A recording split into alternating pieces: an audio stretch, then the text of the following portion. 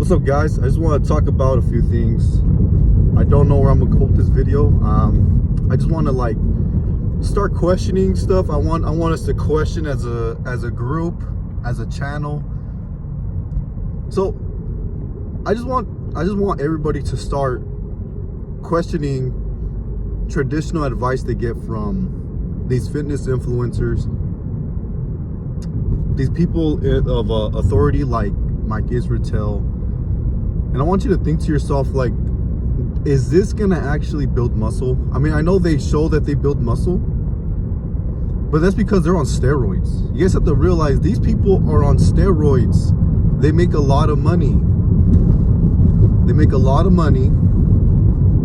So they're incentivized to put out information out there to make you believe that their methods are true.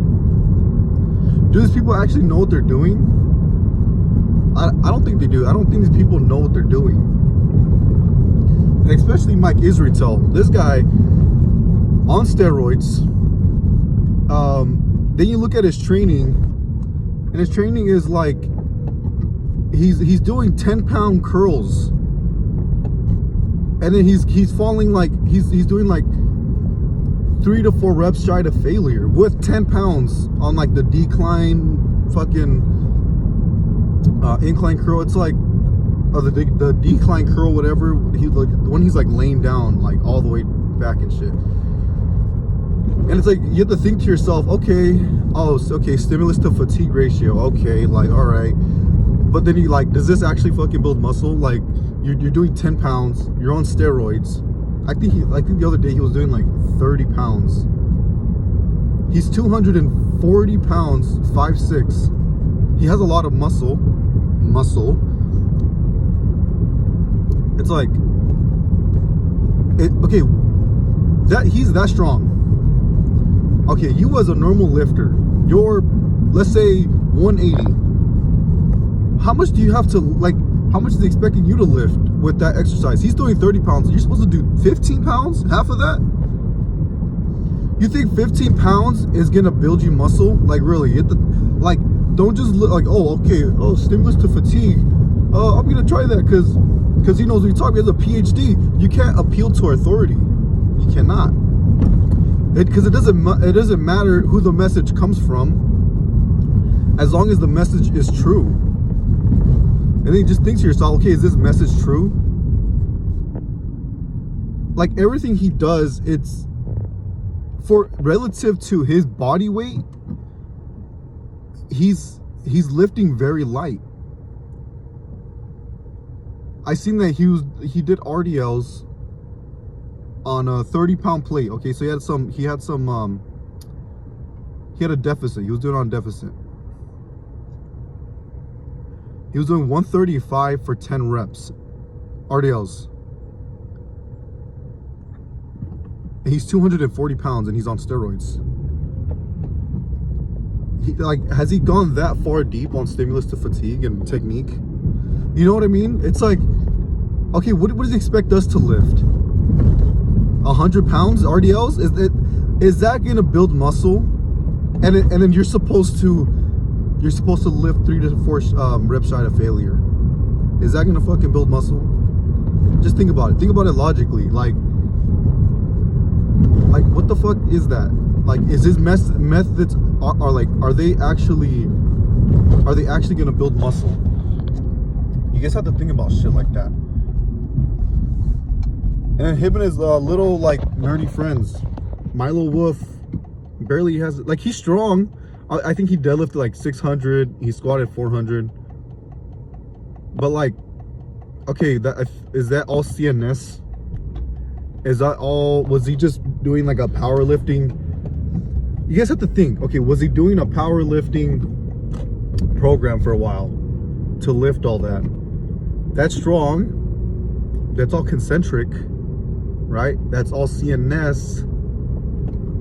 Look at his body and say, okay, does he have the muscle to lift this? I know, like, you can't always do that, but because of power lift, they kind of skewed how you perceive lifters. But it's like, look at the muscle he has. He barely has any muscle. And just, okay, like, does he have the muscle to lift that? Can he do it now? If he can't do it now, then he didn't build the myofibrils to do it. You know what I'm saying? He just made his muscles efficient. That's all CNS. That's all neurodrive. You just gotta think to yourself, can he do it now? The answer is gonna be no, because he didn't build the myofibrils for it. So, you guys have to question stuff. You know, but then you have all these elite naturals. You have Alpha Destiny, Bald Omni-Man, Natural Hypertrophy, Verity Schofield. All these guys, they're elite naturals. They've built muscle. I say this, Alpha Destiny doesn't look that much bigger than when he first started. Am I crazy? He doesn't look, he got lean. But then you look at their training and it's like, you guys have to question stuff like, okay, is his training towards myofibril hypertrophy? Like, is he actually going to be damaging muscle?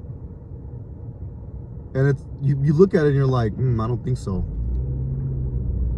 I don't think so.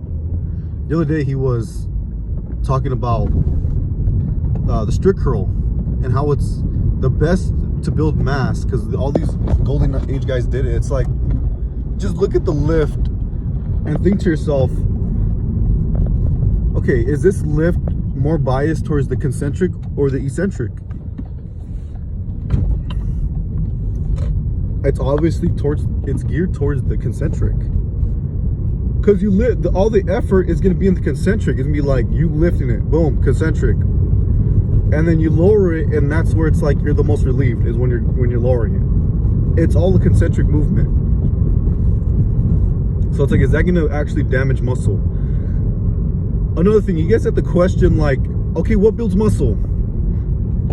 And then you guys have to think about, okay, what is muscle? What are like different types of hypertrophy? People think there's only one type of hypertrophy.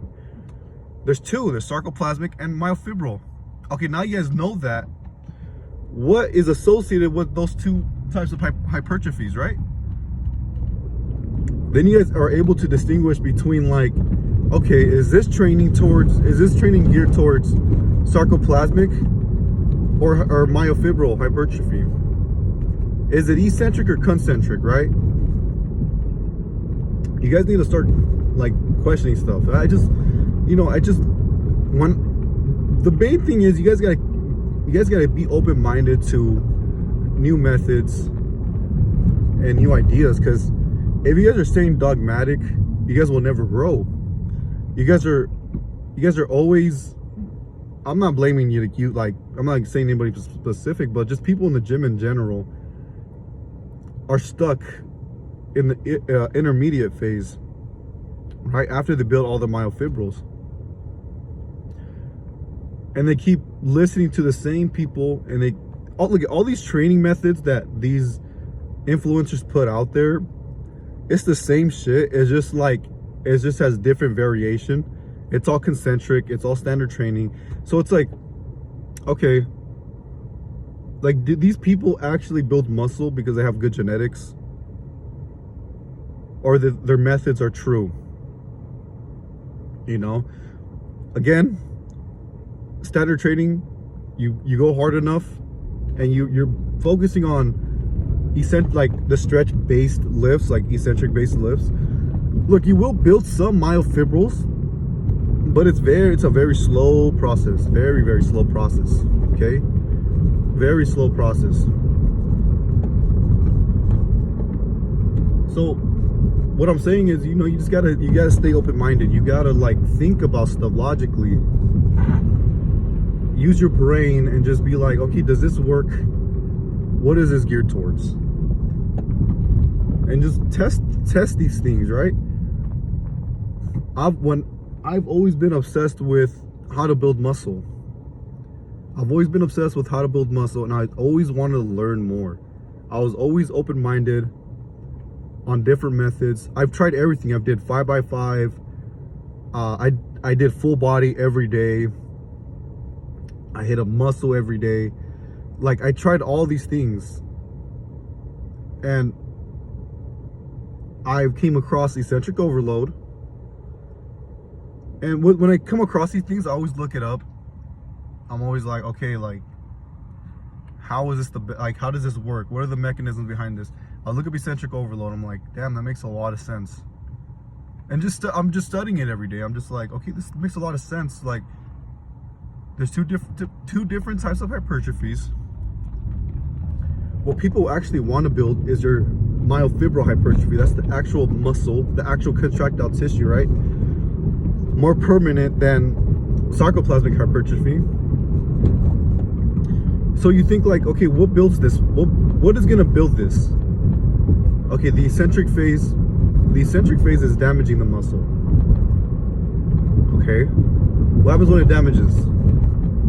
It repairs and remodels, and it comes back a little bigger, a little more dense. Right? Sorry about that. A little more dense, a little bigger, and then you go down this rabbit hole and you're like, wait, there's something called the repeated bout effect, the myonuclear domain size limit. Is it why all these people are not building muscle and they're just building sarcoplasmic? It's all temporary. So it's like you just think about stuff and you're like, okay, that makes a lot of sense. Then you have to try it. You have to apply it. You can't just, you have to test these things. You have to keep an open mind. And you can't just test them for a couple of weeks. You have to test this you have to give it a few months. You have to do everything right. You can't just, okay, I'm gonna do eccentric overload, but I'm not gonna really go hard, right? You have to damage your muscles. You have to go to try to damage your muscles, and you have to stay in a positive nitrogen balance. Do that for a couple of months and just see what happens. So it's just, you just have to think about these things. You have to question stuff, right? Like, do these people actually know what they're talking about? Or are they just winging it? You know what I'm saying? Are they just winging these? Are they just like throwing it like myo reps?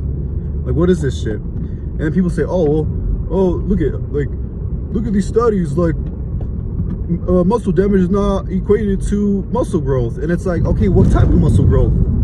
Because you also have the sarcoplasmic, you also have the sarcoplasmic hypertrophy.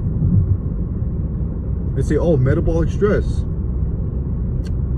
And it's like, yeah, metabolic stress, but that's geared towards a pump, pretty much. Sorry about that. I don't know what happened.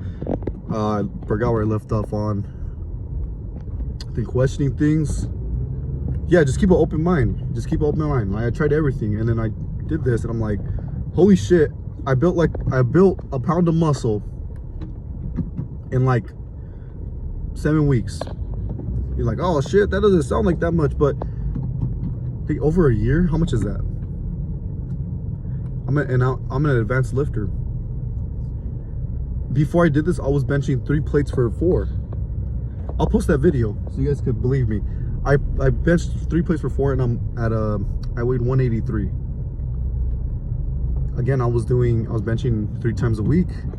I thought I was building muscle. Oh, more frequency. Building muscle is frequency.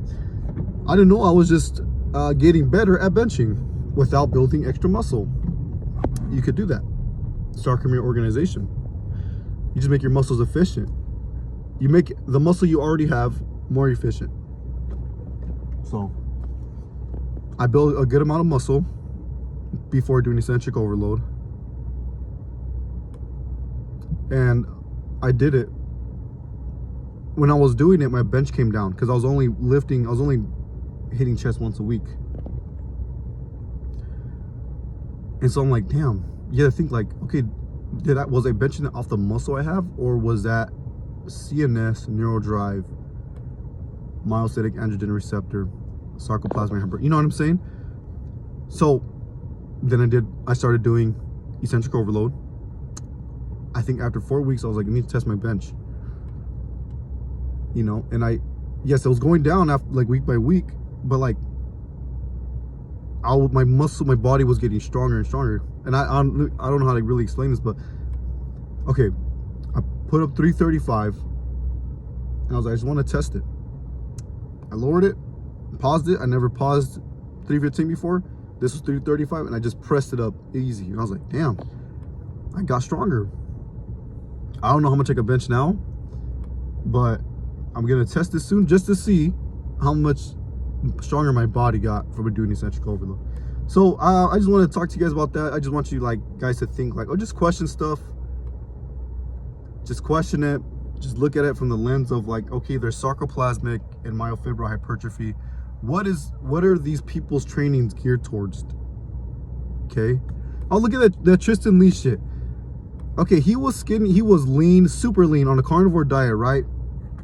Mike Israetel and Jared Feather get a hold of him, and they're like, our methods are the best, because when he was training with us, he put on 40 pounds of muscle, and it's like, yes, that's the thing. Okay, 40 pounds of muscle, that's sarcoplasmic, because he started eating carbs. Use your brain, just think about shit like that. He started eating carbs. It's not his fucking training. It's that he was eating carbs and he just increases glycogen storage. That's all. 40 pounds, and then you look at his muscles look puffier. Yeah, so okay guys, I'll see you later. Peace.